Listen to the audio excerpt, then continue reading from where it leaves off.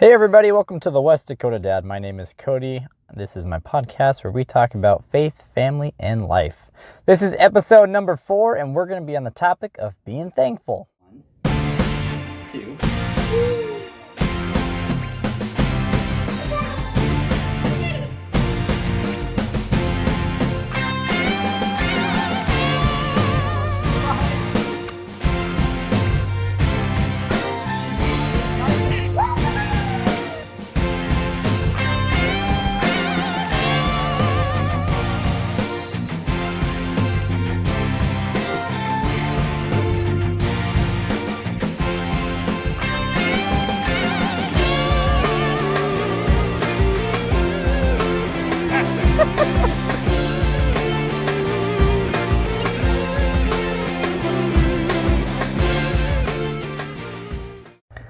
Before we begin, I have a very important announcement to make.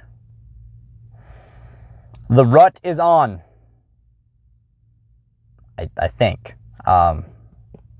This is a little awkward, isn't it? See, I recorded this about a month ago, so I'm not entirely sure if the rut is going on, if it has passed, or if it is upcoming. If it is going on, great, because that means I predicted it very well. Well done. But don't take that as factual information, because I would consider myself a novice hunter. It's my first year of bow season. Last year was my first year of rifle season in many years. So I still got a lot to learn. And I always thought that saying would be really cool to say with some emphasis behind it, like I knew what I was talking about. And I was right. It was fun. It really brought a lot to the table there, I think. And not only that, but it's a great segue into the stories that I'm going to tell you. And not only that, but those stories are even going to be a better interlude about the topic of the day, which is being thankful. Things are really working out for me right now. Go me. Anyways, like I said, this is my first year bow hunting, and I found out with bow hunting it's kind of an extreme sport, right? It takes a lot more patience. It takes a lot more endurance. Takes a lot more preparation to do than rifle hunting for deer in your area. But my preparation started this last summer. I was practicing shooting my bow at different distances and different angles and stuff, just to get really used to the motion and muscle memory of pulling my bow back and letting the arrow fly, right?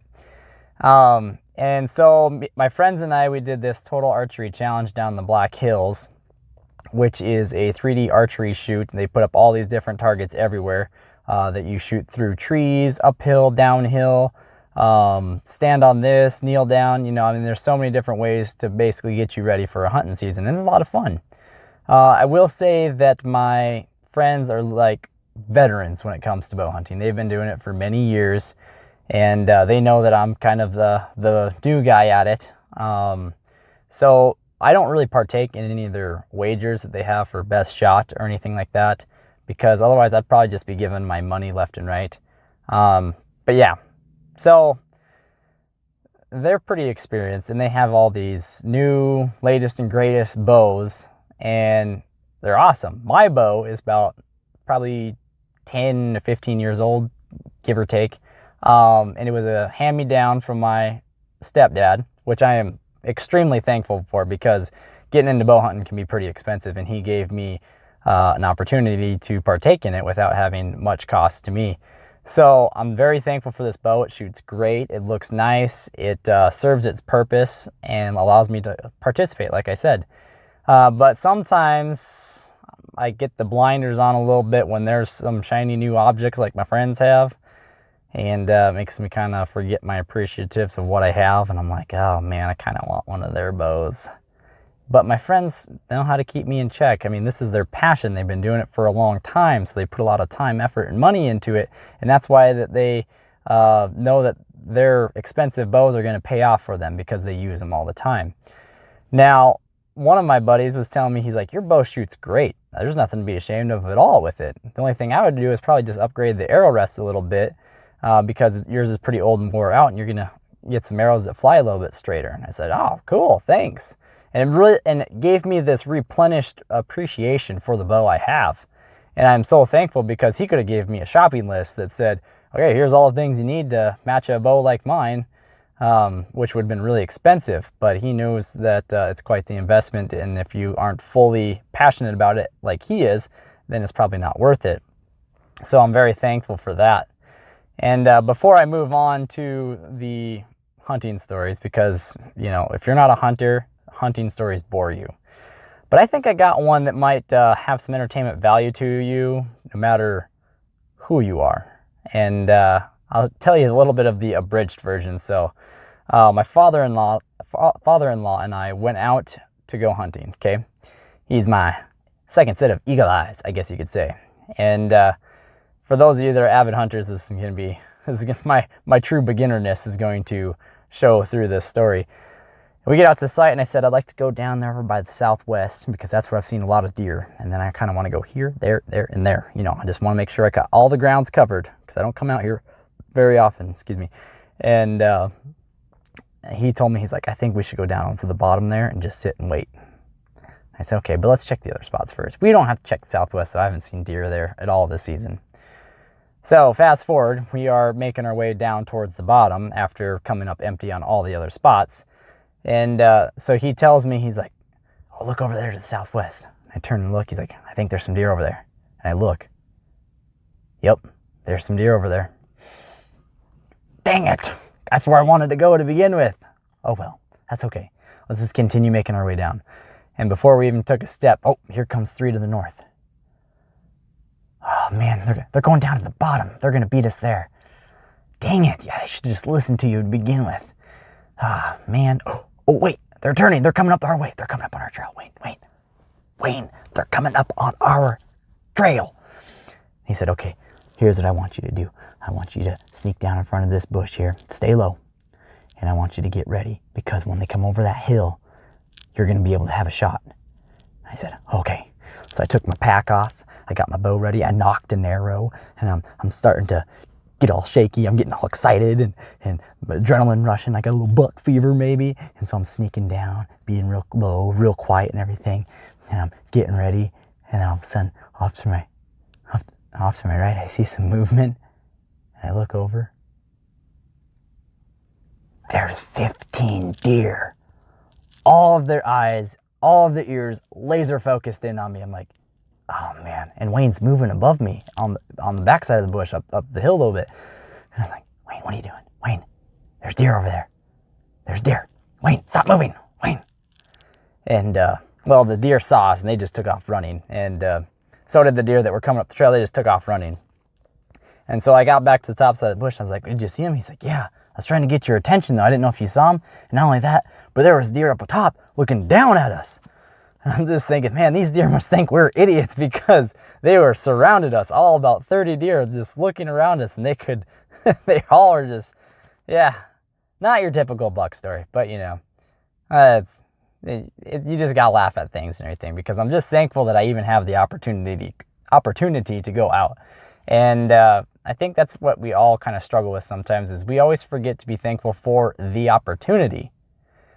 Usually we're always thankful if we get the opportunity and we succeed. But I think there's a lot of times, like if we got like a job interview, that was an opportunity to have an interview and we didn't get the job, how we forget to be thankful in the first place, or whatever it is, just an opportunity in general, just be thankful for the opportunity.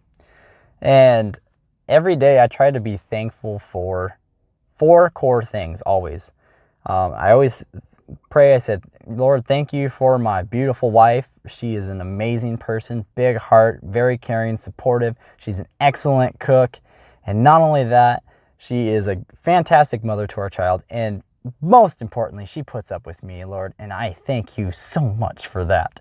And then followed by that, I always thank the Lord for my daughter, because I know that it is such a blessing to even be able to have a daughter.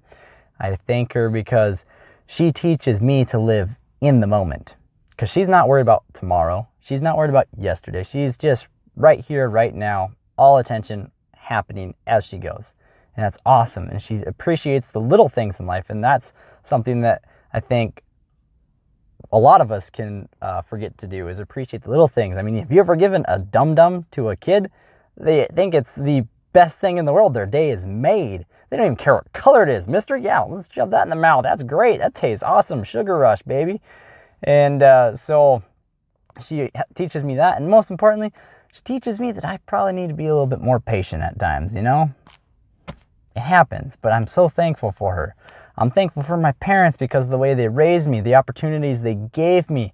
You know, they clothed me, they sheltered me, they gave me food, they taught me some life lessons and everything. And I hope that someday, or currently, not someday, but currently, because I am a parent, that I am able to transfer everything that they've taught me towards parenting my daughter, and hopefully that when she gets older and she parents, that she does even a better job than I do. And so I'm just thankful for my parents for that, you know? And I'm also thankful for my siblings because they allowed me to be the best looking one of all of them. No, but seriously, I'm thankful for them because they're my first friends. And even though we don't always see eye to eye and everything, we've experienced so much life together. And, you know, they make great aunts and uncles, and they're just, you know, they're always going to be your siblings, and not everybody gets to have siblings. And so I'm just so thankful for them. And then I always try to think of something unique and new and something so little to be thankful for, because no day is guaranteed. Nothing is guaranteed to us. We don't know when our last breath will be had. And so I thank the Lord every day that He lets me wake up in the morning, you know? I thank the Lord every day or not each one of these things, but I thank the Lord that I have all 10 fingers and all 10 toes, because not everybody has those, you know? Because when I get a cut on my knuckle, boy, I'm thankful for when I didn't have it there. Or when I stub my toe, I'm thankful for when I didn't stub it. But at least I know it's still there. Sometimes I feel like I stub it right off, but hey, I think of things like I'm thankful for I'm able to breathe without assistance. And for a lot of people, especially during the pandemic time and everything, you know, they're on ventilators, you know, like they'd do anything to be able to just breathe normal and feel normal, you know? So there's just so many little things to be thankful for.